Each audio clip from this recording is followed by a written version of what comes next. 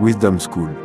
Bonjour, bonjour, bonjour, partout dans le monde entier, vous qui êtes en train de nous suivre, bienvenue dans Sapad TV. Comme toujours, vous le savez, Sapad TV, cette chaîne merveilleuse, cette chaîne qui nous fait énormément du bien. Alors, on est très contents, là je tiens à le dire, que nous sommes très contents de vous avoir parmi nous et de suivre nos émissions, de s'abonner tous les jours, de partager aussi. Alors, nous vous demandons de partager vraiment les émissions. C'est votre frère David. Comme toujours, nous sommes ensemble dans Wisdom School pour partager l'école de sagesse, partager ce que le Seigneur met dans notre cœur, que nous pensons que ça va aider dans cette école de sagesse. Nous sommes en train de parler de choses, des sujets importants, des sujets qui parfois nous voyons banals, mais c'est vraiment important que nous puissions connaître, parce que cela va nous aider à voir différemment la vie. Alors, nous avons commencé à parler sur un thème important. Alors, je vous demande de vous abonner. Si vous n'êtes pas encore abonné dans Sapad, abonnez-vous et puis appuyez aussi la cloche de notification pour que vous soyez en temps réel présent et que vous soyez identifié lorsque nous postons le vidéo et que vous le suivez en temps réel, même pour le live. Mais aussi, je vous demande de partager aussi à d'autres personnes, membres de famille, où tu as quelqu'un, tu penses que ces messages peuvent vraiment l'aider, cette école peut vraiment l'aider, ces enseignements que nous avons ici peuvent vraiment contribuer à sa sagesse.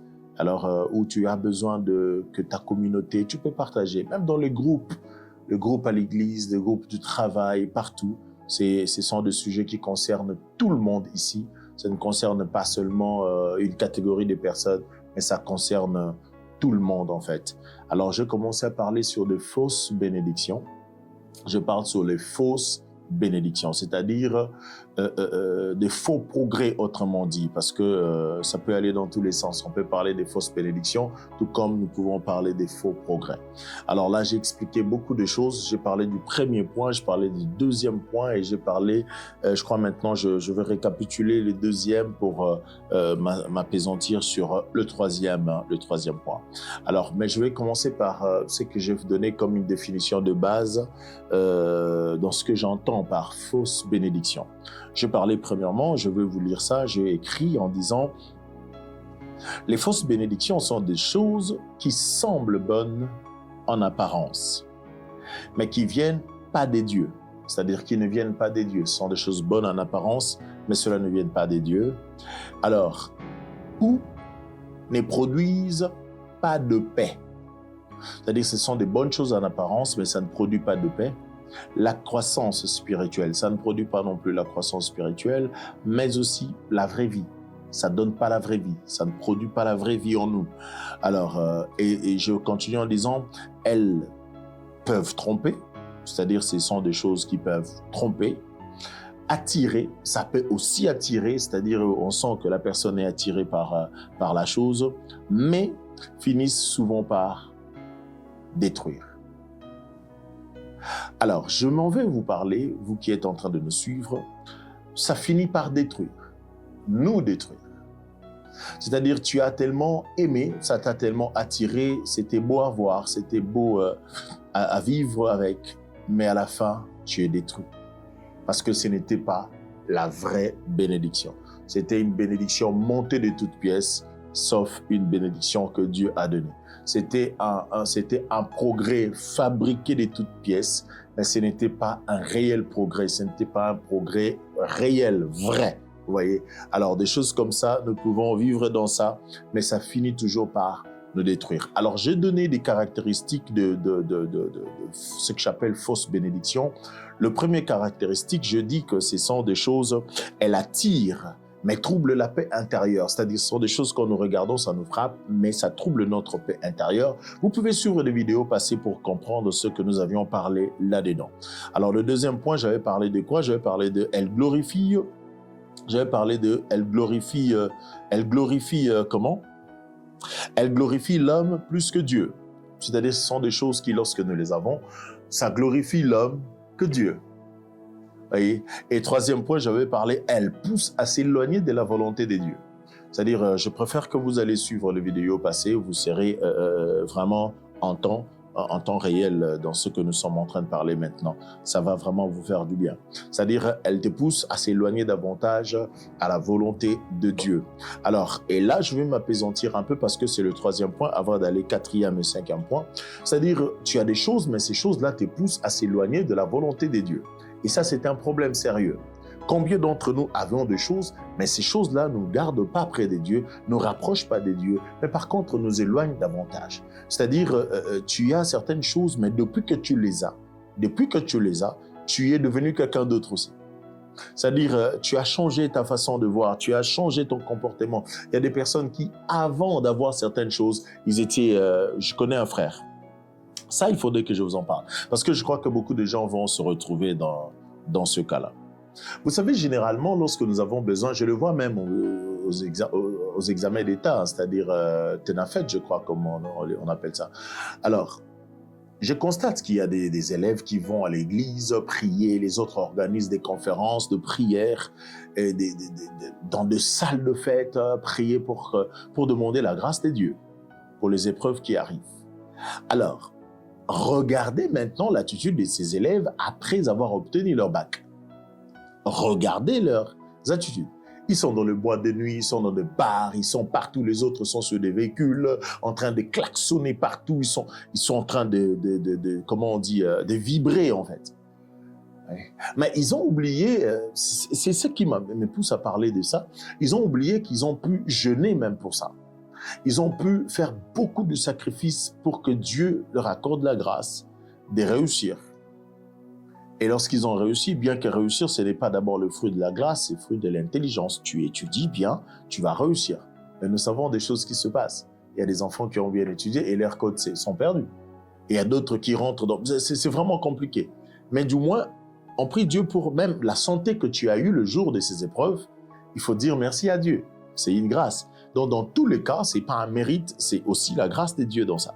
Mais regarde, après avoir obtenu ce que tu voulais, voilà, te voilà dans le bar, dans les bistrots, dans le boîte de nuit jusqu'au matin et tout ça en train de fêter. Vous voyez? Alors ça, c'est quelque chose de très, très important dont je voulais vraiment parler de ça pour que nous puissions comprendre comment est-ce que nous fonctionnons. Mais écoutez, savez-vous que lorsque tu pries pour que Dieu te donne quelque chose et que Dieu t'ait donné la chose, et que tu l'éloignais, tu t'éloignais de lui en fait, parce qu'après t'avoir donné la chose, tu t'éloignes de lui. Vous savez ce qui se passe? En réalité, c'est comme si tu disais à Dieu, ben, pourquoi tu m'as donné ça? Je me rappelle un frère, j'ai conseillé ça à un frère un jour, il cherchait le travail. Il a cherché le travail jusqu'à ce que Dieu lui a fait grâce de trouver un bon travail. Et ben, depuis qu'il avait trouvé le travail, il a fui l'église, il venait même plus. Il a oublié comment il dormait à l'église pour demander à Dieu le travail, comment il a oublié tout ça et il a fui. Alors un jour, je lui parlais, il est venu me voir au bureau, je lui ai dit, tu sais ce que ça veut dire en réalité, ce que tu fais, c'est que lorsque nous fouillons Dieu après avoir reçu quelque chose de lui, c'est comme si on lui disait, écoute, retire cette chose de nous pour que nous soyons là où on était. Aussi longtemps que tu nous donnes cette chose, aussi longtemps que tu nous as donné ça, aussi longtemps que nous aurions la chose demandée, c'est-à-dire nous ne serons plus avec toi. C'est comme si tu disais à Dieu, tu me veux à l'église, tu me veux à nouveau à l'église, tu veux me voir t'adorer comme j'adorais avant, tu veux me voir te célébrer comme je célébrais avant, tu veux me voir chanter comme je chantais avant, veux-tu me voir prier comme je priais avant? Alors retire seulement la chose que tu m'as donnée et puis je retournerai dans ma vie d'avant. Ouais. C'est pourquoi nous devons faire très, très, très attention. Alors, je parle de la chose que tu as, mais qui te repousse carrément de Dieu. Ça, c'est de la volonté de Dieu. Ça, c'est les caractéristiques des choses que j'appelle des fausses bénédictions. Non, la vraie bénédiction qui vient de Dieu, le vrai progrès qui vient de Dieu ne peut pas t'éloigner de la volonté de Dieu. Non. Alors, qu'est-ce que je veux dire par là? Je veux dire une opportunité qui te fait délaisser, c'est-à-dire tu délaisses la vie de Dieu, tu délaisses la prière, tu délaisses l'église ou encore la pureté que tu avais, depuis que tu as la chose là, tu as perdu la pureté. Depuis que tu avais ce véhicule-là, la pureté est partie. Maintenant, c'est toutes les femmes de la ville qui sont avec toi dans la voiture. Depuis que tu commences à toucher l'argent, c'est tous les hôtels de la ville qui te reçoivent maintenant. C'est-à-dire, la chose que tu as, l'argent que tu as, t'éloigne des dieux, t'éloigne de la vie, de la pureté, de la vie de la sanctification. Alors, l'Église ou encore la pureté n'est pas une bénédiction. C'est-à-dire, toute chose qui t'éloigne de ça, qui éloigne de toi la pureté, qui éloigne de toi quelque chose qui vient de Dieu, c'est-à-dire, cela n'est pas une bénédiction qui vient de Dieu. Parce que la bénédiction qui vient de Dieu nous ramène des dieux. La bénédiction qui vient de Dieu nous rapproche des dieux. La bénédiction qui vient de Dieu fait en sorte que nous nous humilions dans la présence des dieux et que nous devenions de plus en plus aimants, de plus en plus fidèles à Dieu. C'est très, très important et j'aimerais que nous comprenions. Alors, je prends le quatrième point. Quatrième caractéristique qui nous prouve que cette bénédiction, elle est fausse, elle n'est pas vraie, ou encore ces progrès-là n'est pas vrai, c'est que elle est obtenue par compromis ou mensonge. Elle est obtenue par compromis ou mensonge. J'aimerais que nous comprenions cela. Lorsque nous obtenons la chose par compromis ou par mensonge, cela, peu importe le degré des escaliers, le nombre des escaliers que cela nous donne, peu importe les avantages que cela nous emmène, peu importe les niveaux de l'échelle que nous franchissons, peu importe, sachez-les que nous n'avons pas avancé. Sachez-les que nous n'avons pas progressé. Peu importe. Ça, je veux que tu comprennes. Tu me dis, ben voilà, je suis marié. Oui, mais tu es marié de qui? À qui, en fait? Combien d'hommes font tout pour prendre les femmes d'autrui? Les femmes font tout pour prendre les hommes d'autrui. Tu empoisonnes un autre pour avoir son poste au travail. Penses-tu que tu as empoisonné celui qui était là? Il est allé, il est rentré chez lui, malade ou à l'hôpital, je ne sais où. Et tu récupères ce poste et tu penses vraiment que c'est un réel progrès? Non, ce n'est pas un progrès. Ça, ce sont des fausses bénédictions. Alors aujourd'hui, dans Wisdom School d'aujourd'hui, nous voulons que nous comprenions cela. Nous vivons, beaucoup d'entre nous vivons dans des fausses bénédictions. Beaucoup d'entre nous, nous possédons ce que nous pensons être de bénédictions, mais en réalité, elles ne sont pas bénédictions. Tu as tué ton frère, tu as fait du mal à ton frère et tu pensais que tu allais prendre sa place. Et tu as aussi pris sa place. Et on te paye aussi. Et tu penses que parce que tu touches de l'argent, tu es béni. C'est parce que ce travail te donne un véhicule que tu es béni. C'est parce que ce travail t'a logé que tu es béni. Ce n'est pas la bénédiction. Ce sont des fausses bénédictions. C'est un faux progrès. Aussi longtemps que tu vas demeurer dans ça, laisse-moi te dire, elle finira par te détruire. Et c'est lorsqu'elle va te détruire que tu comprendras que ce n'était pas une vraie bénédiction. Ce n'était que des fausses bénédictions. Ah, je veux que nous comprenions ces choses. Et là où tu es, commence à te questionner en fait. Hein? Réfléchis. Fais fonctionner en fait ta tête. C'est vraiment important. Je t'en supplie. Fais vraiment fonctionner ta tête. C'est très très important. Combien d'entre nous, vous êtes en équipe, mais tu jalouses l'autre, mais tu fais tout pour que l'autre soit disqualifié pour que tu prennes sa place. Ou encore, tu penses que dès que lui sera disqualifié, c'est toi qu'on prendra. Parce que tu sais que vous n'êtes qu'à deux. Il suffit que lui ne soit pas, ou elle ne soit pas. C'est toi qu'on prendra. Tu as occasionné un accident parce que tu as tripoté la voiture de ton frère, de ton prochain ou de ta copine. Et tu penses, tu es allé dire au mari de ton ami des choses qui sont fausses. Parce que tu voulais que cet homme-là chasse cette femme-là. Et après, tu rôdes autour de lui parce que tu dois remplacer cette femme. Penses-tu vraiment que c'est une bénédiction? Ce sont des fausses bénédictions. Penses-tu que ce sont des progrès? C'est un faux progrès. Ce n'est pas réel. Alors nous devons faire très, très attention. Très, très attention. Dieu bénit dans la vérité. La bénédiction de Dieu, ça vient dans la vérité. Je viens te dire, toi qui penses que puisque tu demeures vrai et que tu es resté derrière ceux qui sont dans la fausseté, tu as l'impression qu'ils avancent un peu vite. Ne t'en fais pas. Ne t'en fais pas. Sois calme. Tu n'es pas derrière qui que ce soit. Par contre, tu es devant. Ne t'en fais pas, sois calme. Tu finiras par manger les fruits de ton intégrité. Tu finiras par manger les fruits de ta pureté, en fait. Tu finiras par manger les fruits de ta loyauté envers le Seigneur et de ta loyauté envers toi-même. C'est très important. Alors ne pense pas, tu es en retard. Tu n'es pas en retard. Ce n'est pas parce que ils sont partis vite, ils sont allés très vite, qu'à la ligne d'arrivée, on va les trouver. Il est possible de partir très vite, mais à la ligne d'arrivée, que vous soyez absent. Ah oui, c'est possible. Tu peux aller trop vite. Lorsqu'on siffle, alors, tu vas très vite, tu commences vraiment vite.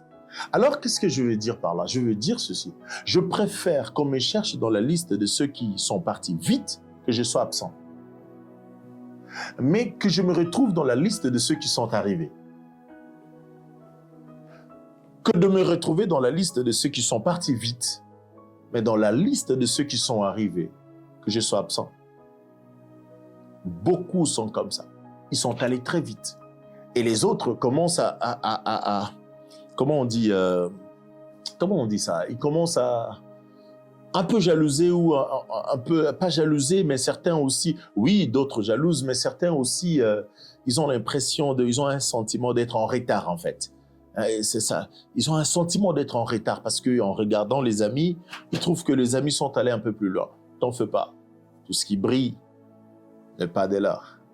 Peut-être qu'ils sont simplement allés très vite, mais à la ligne d'arrivée, ils ne seront pas là. Alors, ça ne sert à rien de beaucoup penser. Sois calme, Dieu te connaît. Reste dans ton intégrité. Reste dans ta justice et tu verras, tu en mangeras le fruit. Je vous le dis. Je connais des familles où certains sont mariés très tôt, d'autres sont mariés après, et ben voilà. Et la sœur qui s'est mariée avant commence à critiquer les autres qui ne sont pas encore mariés, comme si elle a touché le plafond. Mais à la ligne d'arrivée, ils n'étaient pas là. Ils n'étaient pas là. Voyez. Et les mariages n'a duré que 5 ans, 6 ans, 7 ans, et puis c'est envolé. Et c'est lui à qui on s'est moqué, s'est marié, et il a continué son mariage, et le Seigneur lui a fait grâce. C'est-à-dire, ce n'est pas ceux qui vont vite qui arrivent. Non, ce n'est pas ça. C'est écrit nulle part. C'est ceux qui sont sûrs d'avancer. Et ceux qui sont sûrs de ne pas abandonner. Et ceux qui sont restés constants et loyaux envers Dieu et envers eux-mêmes, qu'ils arrivent à la destination. Alors, je veux vraiment que nous comprenions ces choses. C'est vraiment, vraiment important. Dieu bénit dans la vérité, pas dans le mensonge. Tu peux mentir tout le monde. Tu vois, comme tu es là, tu peux mentir tout le monde. D'ailleurs, tu vois, tu viens d'être avec tes amis à qui tu as menti toute la journée. Et tu sais, tu vois, et ce que j'aime avec le mensonge, c'est que quand tu mens, tu vas mentir encore. Celui qui a menti aujourd'hui va mentir demain. Celui qui a menti pour ce sujet mentira pour un autre sujet. Alors, il faut pas, ça j'aime. Celui qui ment ne restera pas caché tout le jour ou à tout moment. C'est-à-dire non, il arrivera un moment où ce sera connu de tous qu'il était un menteur. Merci. J'aimerais dire quelque chose qui me vient du coup à l'esprit. Vous savez, la vérité n'est pas vérité parce que toi tu veux qu'elle soit vérité. Il y a des personnes qui trompent, c'est-à-dire elle a volé, mais elle ment au nom de quelqu'un d'autre. Il dit c'est pas moi, c'est lui qui a volé. Parce qu'il a besoin qu'on incrimine celui qui n'a pas volé et que lui soit innocenté, ou que lui soit trouvé bon. Il a fait ça pour clouer simplement l'autre. Mais j'aimerais te dire, même si aux yeux de ces gens, même si toutes ces personnes t'aient donné raison, ils croyaient dans ce que tu disais, mais tu ne peux pas te tromper toi-même. Tu peux les tromper eux tous, mais tu ne seras pas à mesure de te tromper toi-même et de tromper Dieu. Oui. Mais ce que j'aimerais aussi te dire, que la vérité, ça c'est la sagesse qui me fait dire cela. La vérité n'est pas vérité parce que toi, tu veux qu'elle soit vérité. Ce n'est pas parce que toi, tu crois dans quelque chose, tu dis que c'est ça la vérité, qu'elle est vraie. Ou ce n'est pas parce qu'il s'est sorti de ta bouche que c'est vraiment la vérité. La vérité est vérité parce qu'elle est, en fait, elle est lourde, elle pèse. C'est-à-dire, elle est vérité parce que Dieu veut qu'elle soit vérité. Elle est vérité parce que elle incarne en elle un poids qu'on ne peut pas soulever n'importe comment. Et les mensonges, le mensonge est mensonge non pas parce que toi tu veux qu'il soit mensonge, mais les mensonges est mensonge parce qu'il est vide en fait. Il n'a aucune substance qui donne du kilo en fait. Non, il n'en a pas. Les mensonges est mensonge parce qu'en lui, il n'y a pas de poids, il n'y a pas de kilo. Il ne pèse pas.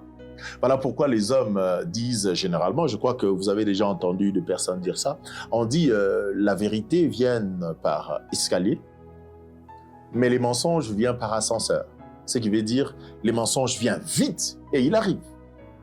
Ah ben, on a créé une histoire sur toi ou sur moi et c'est parti dans tous les sens et c'est tout le monde qui accepte, c'est tout le monde qui croit dans ça et c'est tout le monde qui dit ben il a fait ça, il a fait ça. Alors ne t'en fais pas, ne te bats pas pour te justifier. Si cela est un mensonge, ce que je te demande, c'est de laisser simplement le temps à cela. Du fait que c'était un mensonge, tu comprendras qu'après un temps, il ne pèse pas. Il est tellement léger qu'il sera balayé, il va partir. Il ne faut jamais se battre pour prouver aux gens que ce qu'on dit de moi n'est pas vrai. Ça ne sert à rien. Gardez silence.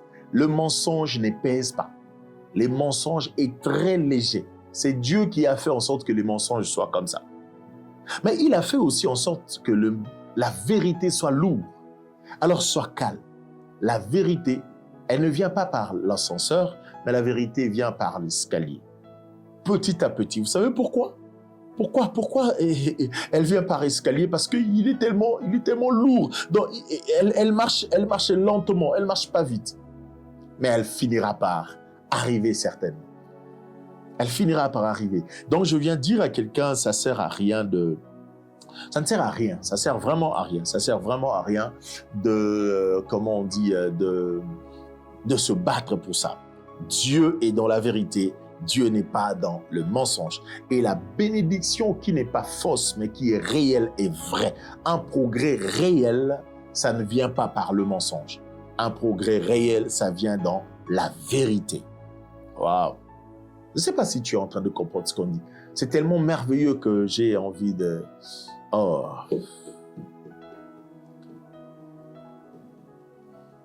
J'ai envie de te faire avaler ça de force. Mais tu vois, je ne peux pas. Mais je crois que tu es en train de comprendre vraiment ce qui se passe, ce qui se dit ici. Et je pense que ça t'aide en même temps. Voilà pourquoi je vous demande de partager cela. De l'envoyer à quelqu'un d'autre. Pendant que tu es en train de suivre là, tu peux carrément transférer cela. Par ton WhatsApp ou par je ne sais quoi, par tout le moyen en fait. Tu vois, toutes les plateformes, tu peux envoyer, partager cela avec les autres. Et je crois que ça va vraiment faire du bien. Et ça va corriger. Et ça peut restaurer. Ça peut changer quelque chose. Et ça peut sauver aussi une vie. C'est très, très important. Alors, je prends le 5e point. Je parle de 5e caractéristique d'une fausse bénédiction, d'un faux progrès. Elle produit la fierté, l'orgueil ou la confusion. C'est-à-dire, lorsque vous voyez, tu as des choses, tu as atteint un objectif que tu voulais, tu sens vraiment que, ben voilà, je suis vraiment arrivé et tout ça. Lorsque ça commence à produire en vous une fierté personnelle, hein, vous devenez fier de vous-même, vous devenez orgueilleux, vous sentez que le galon commence à monter, vous avez l'impression que vous avez atteint un niveau que les autres n'ont pas atteint, vous avez l'impression que vous devenez celui qui tu ne pensais pas devenir, mais tu penses que les autres n'avaient pas pensé que tu allais devenir ce que tu es devenu, tu sens de l'orgueil monter en toi, tu veux prendre la place d'eux. Vous savez, l'une des choses qui a fait que le diable soit précipité, c'est parce que, voilà, regarde, comment Dieu l'a chassé du ciel, n'est-ce pas? Il est descendu. Mais pourquoi il a réussi à emmener avec lui beaucoup des anges? Est-ce qu'on s'est déjà posé cette question-là? Pourquoi le diable réussit à emmener avec lui beaucoup des anges? Il descend avec beaucoup des anges. Pourquoi quand Dieu le chasse, il n'était pas allé seul? C'est parce qu'en étant au ciel, il parlait déjà en mal des dieux aux autres anges. C'est-à-dire, en étant au ciel, il parlait déjà en mal de Dieu auprès des autres anges. En étant au ciel, il avait déjà diabolisé certains anges. Est-ce que vous comprenez un peu? Ce qui fait que les jours où Dieu le chasse du ciel, ben c'était facile pour lui. Il prend les acolytes, des personnes qui avaient déjà sa sémence en eux, et il est parti avec eux. Vous voyez comment ça se passe? C'est exactement ça. Alors c'est pourquoi je nous demande de faire très attention. Je nous demande de faire vraiment, vraiment attention. Parce qu'il y a quelque chose qui se passe de mauvais. Lorsqu'on commence à ressentir de l'orgueil en nous, c'est alors très dangereux. Et quand tu achètes une voiture, mais tu sens que cette voiture commence à te donner de l'orgueil, fais attention. Lorsque tu effectues un voyage, mais tu sens que ce voyage commence à te rendre orgueilleux. Comment tu vas le savoir? À chaque fois que tu es avec les gens, tu as l'impression, ou quand tu es seul, tu te sens tellement gonflé, tu as l'impression que tu es au-dessus et tu veux le faire, tu veux qu'ils comprennent. Et toi, tu as acheté telle voiture, toi, tu as été dans tel autre pays, tu as ceci, même si vous parlez d'autre chose, mais tu as toujours tendance à vouloir passer par là pour que les gens sachent ce que tu as ou ce que tu as fait. Ça, c'est de l'orgueil. Et ça, quand tu commences à ressentir cela, fais très attention. Parce que là, c'est une fausse bénédiction. Et c'est un faux progrès. Aussi longtemps que tu continues dans ça et que tu ne te répands pas, laisse-moi te dire, ça va te détruire. Ça va vraiment te détruire. Alors faisons très attention. Je crois que toi, tu ne veux pas être détruit et tu vas faire attention. Vous comprenez? Alors, je donne quelques exemples pour ces 5 points. Et quand tu demeures dans ça, tu vas constater que tu vas rentrer dans la confusion. À un moment donné de ta vie, Dieu va te confondre. Dans la vie de ceux que tu as pensé que tu as dépassé, Dieu va te confondre. Parce que Dieu confond toujours. Alors faisons très attention. N'arrive pas au point où Dieu se décide de te confondre. C'est très dangereux. Alors toi-même, répands-toi vite, vite, vite. Prends des bonnes décisions et change ta façon de voir. Change ta façon de voir et refuse tout ce qui est fausse bénédiction et tu verras que tu vivras autre chose, ce qui est réel, ce qui est authentique.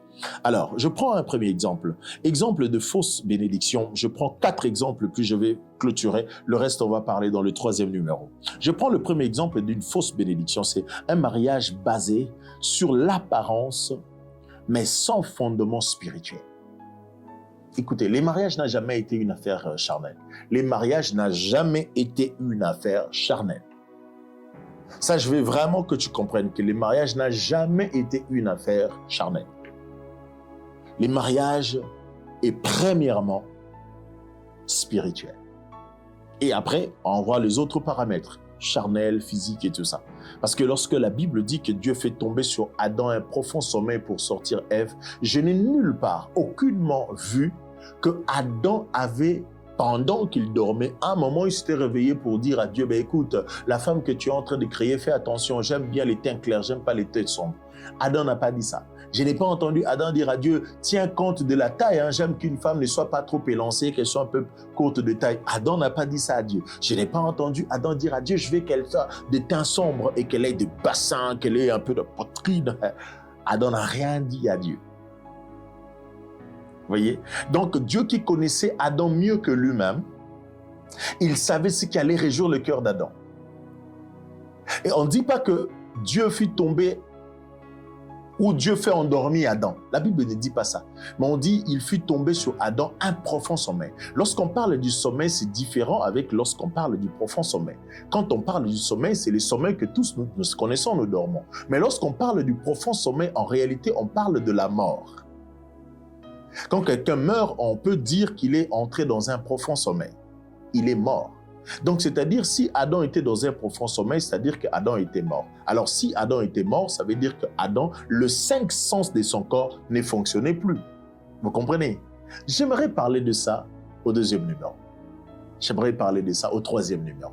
Je vais m'arrêter ici. Merci beaucoup. Alors, je nous demande de rester connectés parce que le 3e numéro, je vais décortiquer cela et nous allons comprendre. Soyez scotchés et continuez à suivre cette émission Wisdom School et je te demande de te débarrasser des fausses bénédictions pour vivre ce qui est la réelle, le vrai, le réel progrès dans ta vie. Et tu vas me remercier un jour. Merci, que Dieu vous bénisse. On se voit prochainement. À très bientôt. Bye.